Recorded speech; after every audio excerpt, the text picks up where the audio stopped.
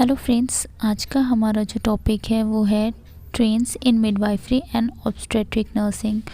तो सबसे पहले ये जानना ज़रूरी है कि ट्रेंड्स मीन्स क्या होता है। अगर आप गूगल पे सर्च करेंगे तो आपको ट्रेंड मीन्स मिलेगा a general change and development. ठीक है, उसको आप चेंज बोलिए या डेवलपमेंट बोलिए, जो नॉर्मली होता है उसको हम क्या बोलते हैं, trends.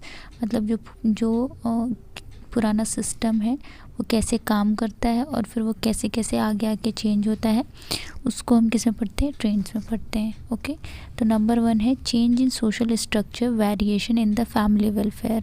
Okay, it has Altered health care priorities from maternal and child health nurse today client advocacy or interest focus on health education and new nursing roles and ways in which nurse have adopted to these changes। Okay, पहले क्या होता था, पहले सिर्फ बच्चा पैदा कर देना और मदर का थोड़ा बहुत केयर कर देना होता था, बट अब का जो ट्रेंड है उसमें क्या है, क्लाइंट की एडवोकेसी, मतलब हम क्लाइंट का स्टैंड भी ले रहे हैं, उनको नई नई हेल्थ एजुकेशन भी दे रहे हैं, और फिर उसके साथ साथ जो भी नई नई नॉलेज आ रही है नर्सेज उनको अडॉप्ट करके और भी ज़्यादा मिडवाइफरी और ऑब्स्टेट्रिक के फील्ड में आगे बढ़ रही हैं।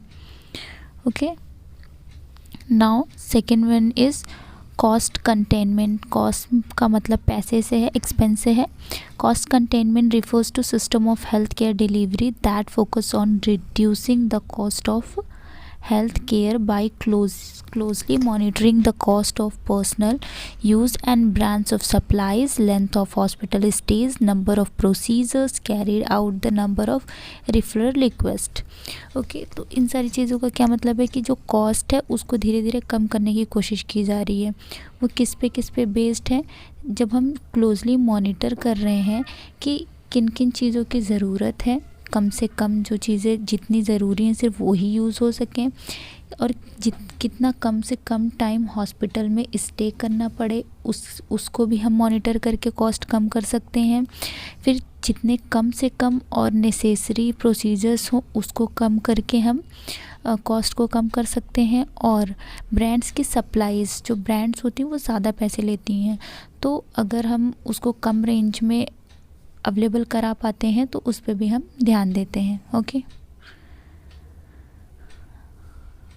Now the third one is expanded role for nurses.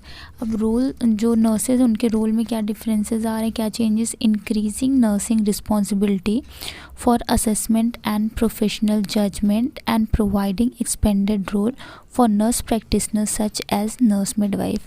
पहले सिर्फ बच्चा पैदा कर देना ही नॉर्मल होता था, जो कि दाइयाँ भी कर देती थी, बट जब नर्सिंग का प्रोफेशन आया तो उसके साथ साथ रिस्पॉन्सिबिलिटीज़ भी बढ़ी। रिस्पॉन्सिबिलिटीज़ बढ़ने के साथ साथ असेसमेंट और जो प्रोफेशनल जजमेंट्स थे वो सारी चीज़ें भी आई। तो ये क्या है, धीरे धीरे जो चेंजेस आया नर्स के रोल में, जो एडवांसमेंट और ज़्यादा रिस्पॉन्सिबिलिटी बढ़ी उसको लेके हैं। ओके, next family centred care, more natural child birth environment where partners family members may remain in a home like environment and participate in the child birth experience। Family centred care provide करने की कोशिश की जाती है। बहुत जगहों पे ऐसा भी किया जाता है कि फादर को अलाउ करते हैं कि वो ड्यूरिंग लेबर जो उसकी वाइफ है या जो फिर मदर है उसके साथ रहे, मदर मतलब बच्चे की मदर उसके साथ रहे, क्योंकि ताकि जो इमोशनल सपोर्ट है वो फीमेल को भी मिल सके और वो बच्चा डिलीवर कर सके। और कम से कम हॉस्पिटल, अगर नॉर्मल डिलीवरी, कम से कम हॉस्पिटल में स्टेज देते हैं ताकि वो जल्दी से जल्दी अपने होम एनवायरनमेंट में जाके और रिकवर कर सके। Okay, next one is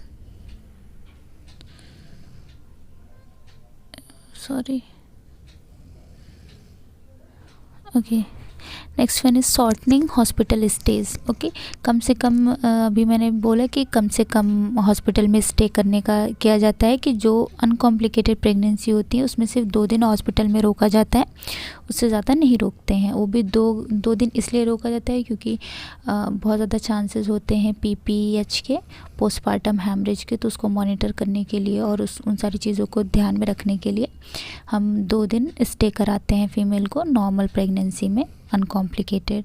okay, short term hospital stage require intensive health teaching by the nursing staff and follow up by home care और कम्युनिटी नर्स। अगर कम दिन के लिए हॉस्पिटल में स्टे करा रहे हैं तो उसके लिए क्या ज़रूरत है, यहाँ देखिए इंटेंसिव हेल्थ टीचिंग ज़रूरी है। किसको, फैमिली मेम्बर्स को और वुमेन को। किससे related, after birth, lactation, puerperium period, इन सारी चीज़ों से रिलेटेड उसको ज़्यादा से ज़्यादा हेल्थ टीचिंग की ज़रूरत है और फॉलो अप केयर की भी ज़रूरत पड़ती है। ओके, तो पहले ऐसा नहीं होता था, पहले भेज देते थे दैट्स इट, बट अब क्या करते हैं कि फॉलो अप केयर भी देते हैं और कम्युनिटी हेल्थ जो नर्स होती है वो भी जाके फीडबैक्स लेती है। Okay, next one is increase use of technology. जैसे जैसे टाइम बढ़ रहा है वैसे वैसे टेक्नोलॉजी बढ़ती जा रही है। The field of assisted reproduction मतलब IVF, in vitro fertilization, seeking information on the internet and monitoring fetal heart rates by Doppler ultrasonography are another example। जैसे कि अब इन विट्रो फर्टिलाइजेशन हो गया है, ये फर्स्ट एग्जाम्पल है कि हाँ जो टेक्नोलॉजी है वो बहुत ज़्यादा आगे बढ़ रही है और अब हम डॉपलर अल्ट्रासाउंड के थ्रू फीटल हार्ट रेट भी सुन सकते हैं, तो वो भी एक एडवांसमेंट है। Now technological advances, okay, again वही चीज़ है। As the technology has revolutionised and increasingly sophisticated computers in today's world,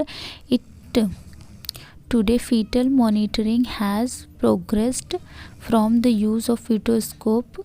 same चीज़ है कि फीटोस्कोप से अब बढ़ के कहाँ पे हम आ चुके हैं, इलेक्ट्रॉनिक फीटल मॉनिटरिंग पे आ चुके हैं, और तो वो भी एडवांसमेंट हो रहा है। नेक्स्ट है increase use of alternative treatment modalities।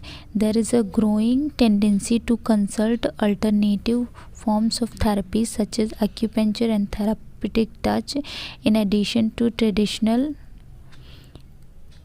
health care providers। Okay, अब जो धीरे धीरे जो टेक्नोलॉजी है वो आगे बढ़ने के साथ साथ जो ट्रीटमेंट की मॉडलिटीज़ है वो भी आगे बढ़ रही हैं। अलग अलग तरीके के ट्रीटमेंट अपनाए जा रहे हैं पेशेंट को बेटर क्योर करने के लिए। आई होप आपको ट्रेंस इन OBG समझ आया होगा। That's all, thank you, please like and subscribe my channel.